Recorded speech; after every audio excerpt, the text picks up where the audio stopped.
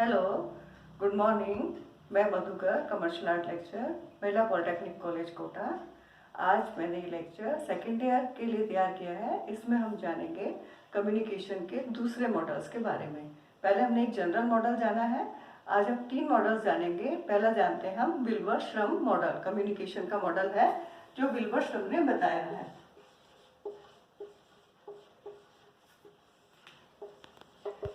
विल्वर-श्रम ने क्या बताया कि जो मैसेज देने वाला है, यहाँ पर हम लिख रहे हैं इनकोडर, यानी ये मैसेज देने वाला भी है, ये खुद ही व्याख्याता यानी सोर्स भी है, इसलिए यहाँ पे व्याख्याता लिख रहे हैं। या हम डिकोडर लिख रहे हैं। डिकोडर यानी मैसेज वापस इन्हीं के पास में लौट कर आएगा। इन्होंने कोई मैसेज, कोई डाटा, कोई ट्रांसमिशन, कुछ भी इन्होंने मैसेज दिया या हमने लिखा है संदेश। ये जो भी इंफॉर्मेशन, डाटा, मैसेज दे रहे हैं वो आगे चली जाती है टारगेट तक, जहां तक हमको पहुंचाना है उसको हमने बोला है ये हमारा टारगेट है। पर मैसेज कई बार बीच में से वापस फीडबैक के रूप में, विल्वर-श्रम जो है इन्होंने फीडबैक का सिद्धांत बताया कि वापस फीडबैक के रूप में जो इनकोडर है उसी के पास में आता है, यानी इनकोडर ही डिकोडर बन जाता है। विल्वर-श्रम ने क्या नया चीज बताया है? फीडबैक नया चीज बताया है। जो फीडबैक है वो इलेक्ट्रॉनिक मीडिया से लिया गया है। उन्होंने कहा कोई भी इनकोडर है वो अपने मैसेज को, अपने संदेश को, अपने डाटा को, अपनी इंफॉर्मेशन को आगे टारगेट तक पहुंचाता है और टारगेट से वापस भी आता है। कई बार टारगेट से भी वापस आ जाता है और कई बार ये मैसेज बीच में से ही फीडबैक के रूप में वापस इनकोडर तक आता है। अब इन्होंने एक और दूसरा हमें सिद्धांत बताया विल्वर-श्रम ने। ये आपने देखा, नोट कर रहे हैं आप लोग। विल्वर-श्रम मॉडल है, एक आपको गोला बनाना है इसको, ठीक है। इसके बाद में यहाँ 2 छोटे गोले बनाने हैं। एक में आपको मैसेज लिखना है, दूसरे में आपको फीडबैक लिखना है। आगे आपको गंतव्य तक लेके जाना है। अब हम इन्हीं के एक दूसरे मॉडल को हम डिस्क्राइब करते हैं, जिसमें इन्होंने विल्वर-श्रम ने कहा कि जो भी इनकोडर है वो जब मैसेज को देता है तो उसके साथ में उसके अनुभव का क्षेत्र जुड़ा होता है। क्या जुड़ा हुआ है? उसका एक्सपीरियंस। हम भी जब कोई वस्तु मार्केट से खरीदते हैं तो हमारे साथ में उस वस्तु का कुछ भी नेगेटिव या पॉजिटिव एक्सपीरियंस जरूर होता है और वो हम दूसरों से शेयर करते हैं कि ये मार्केट में नई आई है, यहाँ पे मिल रही है, बहुत अच्छी क्वालिटी की है या इस रेट में है, आपको भी लेनी है तो यहाँ से लेना। तो उन्होंने बताया कि जो मैसेज देने वाला है उसके साथ में एक अनुभव का क्षेत्र जुड़ा होता है। पहले मैं यहाँ पर आपको डायग्राम बनाती हूँ। यहाँ पर हम लिखेंगे इनकोडर या हम लिखेंगे सोर्स। इनकोडर ही हमारा सोर्स भी है, इसको हमने एक ब्लॉक में बनाया है। या हम लिख रहे हैं डिकोडर और प्रापक।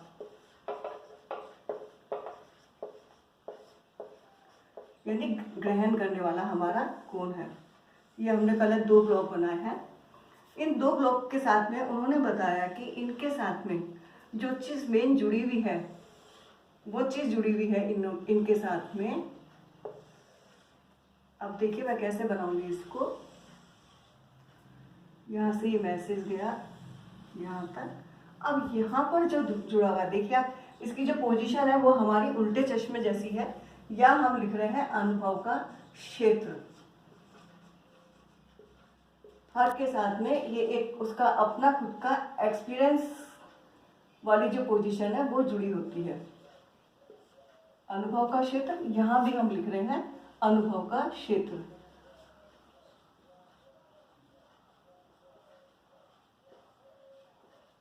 और यहां पर जो चीज आएगी, ये जो चीज ओवरलैप कर रही है इनकी और इनकी,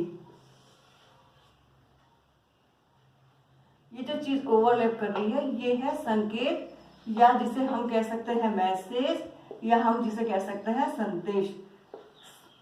यानी जो भी इनकोडर है, इनकोड करने वाला है या सोर्स है, वो अपने अनुभव के साथ में अपने मैसेज को संकेत के रूप में डिकोड करता है, प्रापक तक पहुंचाता है। और जो डिकोडर है, जो रिसीव करने वाला है, जो कम्युनिकेशन को समझ रहा है, वो उस मैसेज को डिकोड करने के बाद समझने के बाद अपने एक्सपीरियंस के साथ में वापस कहाँ भेज रहा है, वापस वो इनकोडर को या सोर्स को भेज रहा है। सपोज आपने मार्केट से कोई वस्तु ली, उस वस्तु के संग आपको कोई प्रॉब्लम हुई, आपका जो अनुभव है उसके साथ में अच्छा नहीं रहा, आपने वापस उस कंपनी को रिटर्न किया। जैसे कि आपने देखा होगा कि आजकल ऑनलाइन परचेज में होता है, हम लोग वापस रिटर्न करते हैं, हमारा एक्सपीरियंस अच्छा नहीं है तो हम उसको वापस रिटर्न करते हैं। फीडबैक के रूप में कह लीजिए, कैसे भी संकेत के रूप में कह लीजिए, अनुभव के रूप में कह लीजिए। हमारे अनुभव के रूप में ये अनुभव हमारा अच्छा, गुड और बैड दोनों कंडीशन में हो सकता है। तो विल्बर शॉ मॉडल ने हमें दो मॉडल दिए हैं। पहले मॉडल में उन्होंने फीडबैक को बताया है, दूसरे मॉडल में उन्होंने कहा है कि हर के साथ में उसका अपना अनुभव का क्षेत्र जुड़ा हुआ होता है। अब हम आते हैं आगे वेस्ले और मैकलिन मॉडल की तरफ में।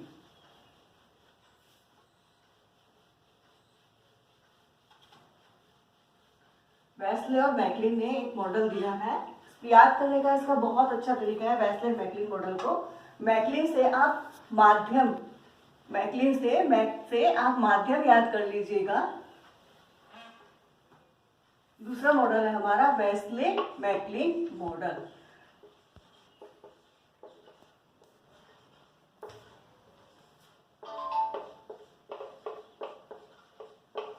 मैकलिन से आप माध्यम याद करिएगा। इन्होंने कहा है कि यहाँ पर एक कोई भेजने वाला है, उन्होंने सोर्स नाम ने नहीं लिया है, यहाँ पर उन्होंने बोला है यहाँ कोई भेजने वाला है, वो जो भी मैसेज भेज रहा है वो इनकोड कर रहा है। उन्होंने कहा जब इनकोड कर रहा है तो बीच में एक चीज जो मैकलिन ने बताई वो बोला इन्होंने कि एक माध्यम होता है। इसके बाद वापस डिकोड और वापस हमारा प्रापक कहाँ तक पहुंच रहा है, हमारे गंतव्य तक, टारगेट ऑडियंस तक हमारा पहुंच रहा है। कैसे पहुंच रहा है, डिकोड होके। वेस्ले मैकलिन ने जो मेन चीज बताई, उन्होंने कहा कि ये माध्यम होता है। कुछ ने इसको कहा कि ये माध्यम एक चौकीदार के रूप में होता है, जो भेजने वाला है अपने मैसेज को भेजता है, तो जो चौकीदार है, यहाँ पर कुछ लोगों ने मैं इसको भेजने वाले की जगह यहाँ पर उसको चौकीदार के रूप में डिफाइन किया है कि ये डिसाइड करेगा कि हमारा जो मैसेज है वो किस तक पहुंचना चाहिए और कैसे पहुंचना चाहिए। आप एक सिंपल फॉर्म में इसको माध्यम के रूप में याद कर लीजिए कि बीच में एक कौन है, माध्यम है, वो डिसाइड कर रहा है कि ये जो मैसेज है वो किस तक पहुंचना है और किस रूप में पहुंचना है। मैकलिन ने माध्यम को बताया है। सिर्फ आपको वेस्ले मैकलिन में ये 5 जो है आपको जो ब्लॉक्स है ये याद करने हैं। ये आपको याद करने का इजी तरीका है कि मैकलिन से आप माध्यम याद कर लीजिएगा। अगर आपके कोर्स में पूछा जाता है वेस्ले मैकलिन मॉडल बनाइए, तब आपको ये वाले मॉडल बनाकर इसको समझाना है। तीसरा हमारा जो मॉडल है वो है शेषन वीवर मॉडल। शेषन वीवर मॉडल के अंदर जो नई बात है वो ये है कि शेषन से आप एक शब्द याद रखिएगा, शोर। ये है हमारा शेषन वीवर मॉडल। थोड़ा सा ये गीला है इसलिए इसको ले नहीं रहा है।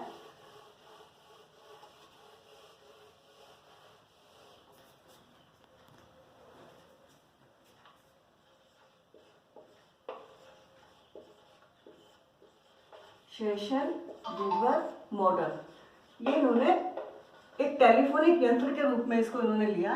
इन्होंने कहा कि यहाँ पर कोई सोर्स है जहाँ से मैसेज ट्रांसमीटर के थ्रू जा रहा है।